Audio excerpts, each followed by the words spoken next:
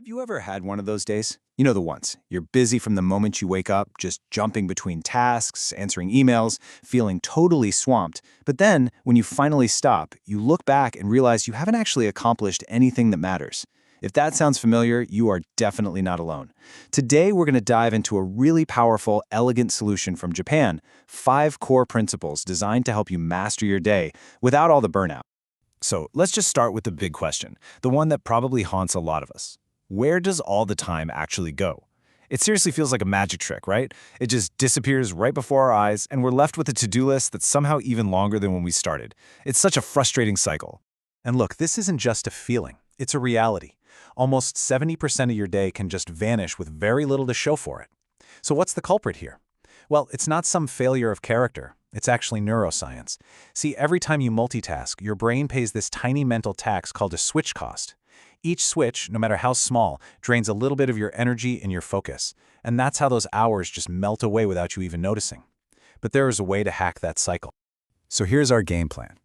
We'll kick things off by tackling this time loss illusion. Then, we'll get into 5 really powerful Japanese principles to crush it. Nemawashi, Kanban, Zanshin, Ma, and Kaizen. Think of each one as a tool to help you reclaim your focus and your day. Okay, so the first thing you really have to grasp is that you probably don't lack hours in the day. What you lack is intention. You know, top performers aren't superhuman. They've just mastered the art of managing their time with incredible precision. They work smarter, not harder, and that is exactly what we're going to learn how to do right now. All right, let's jump into our first principle, Nemawashi. This is all about winning the day before it even begins.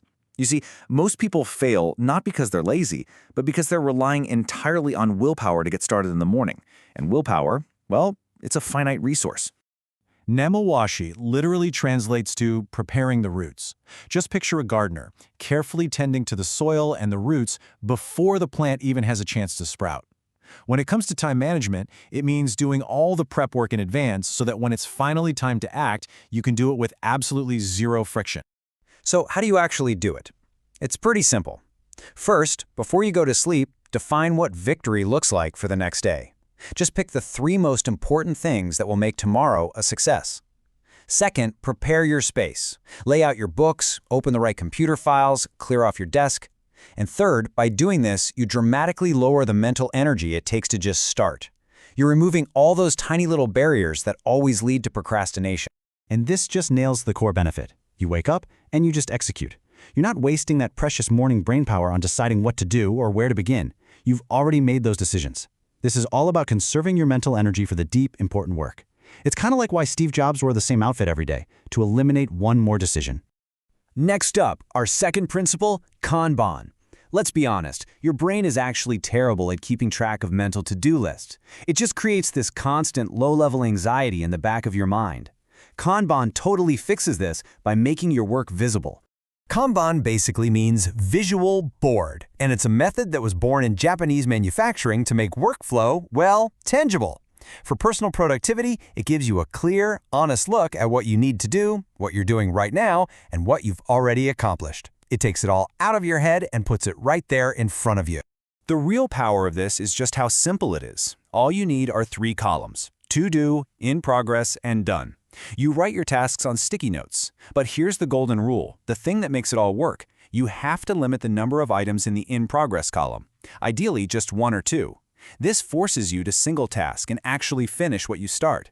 And believe me, seeing that sticky note physically move over to done gives you the satisfying little dopamine hit that just fuels your motivation. Okay, so you've prepared your day with Nemawashi and you've visualized your work with Kanban. Now you need to actually do the work. This is where Zanshin comes in. In our modern distraction economy, true focus, it's a genuine superpower. Zanshin is a concept from Japanese martial arts. It means residual mind, or a state of just sustained alertness. It's about being completely, 100% present in a single action. When you're working, you're only working. When you're resting, you're only resting. There's no in-between. And this illustrates the difference perfectly. Zanshin isn't about managing distractions, it's about eliminating them. It's not putting your phone face down on the desk, it's putting it in another room entirely. It's not about relying on willpower, it's about engineering your environment so that distraction isn't even an option. You want to make the friction to get distracted super high and the friction to focus super low. All right, our next principle, Ma, might feel a little counterintuitive at first. I mean, Western productivity culture is obsessed with filling every single second of the day, right? But Japanese philosophy actually values the Ma, the negative space, the intentional pause. Ma is the intentional space between things. It's the silence between notes that makes music beautiful. In our work, it's the buffer that prevents us from rushing. And rushing is the #1 cause of those careless mistakes that take twice as long to fix. So slowing down, paradoxically, can actually create more time. So how can we practice Munjo? Well, first, schedule buffers into your day. Aim to finish a project a day or even a week early. This isn't wasted time. Think of it as a contingency plan. Second, use your dead time, like your commute or when you're waiting in line, to chip away at small, easy tasks. This clears the deck for focused work later. And finally, just avoid rushing. Intentionally slowing down is the best way to prevent those dumb mistakes that cost you way more time in the long run. And finally, our last principle, Kaizen.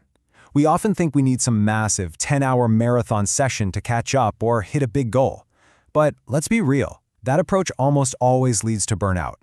Kaizen offers a much more sustainable and ultimately way more powerful path. Kaizen simply means continuous improvement. It's the whole philosophy of making tiny, incremental gains every single day. So instead of trying to learn an entire subject in one night, you just aim for one small, focused 30-minute session. The goal isn't to be perfect. It's just to be a little bit better than you were yesterday. That's it. And this is where the magic really happens. A single 10-hour cram session is super high intensity, sure, but you retain very little of it.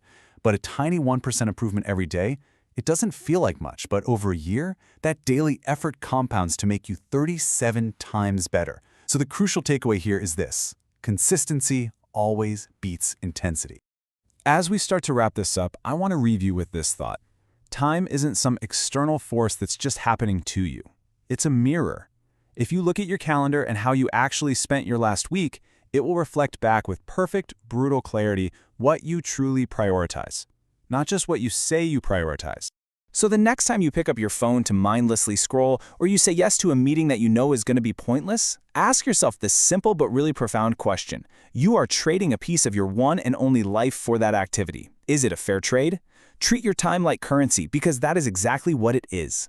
You don't need more hours in the day. You just need more intention in your hours. So here is your first step. Don't try to do everything at once. Just choose one, just one, principle we talked about today. Maybe it's Nemawashi, preparing tonight for tomorrow. Or maybe it's Kaizen, just tackling one tiny thing, and then apply it, not someday, today. Change your life one intentional tiny step at a time.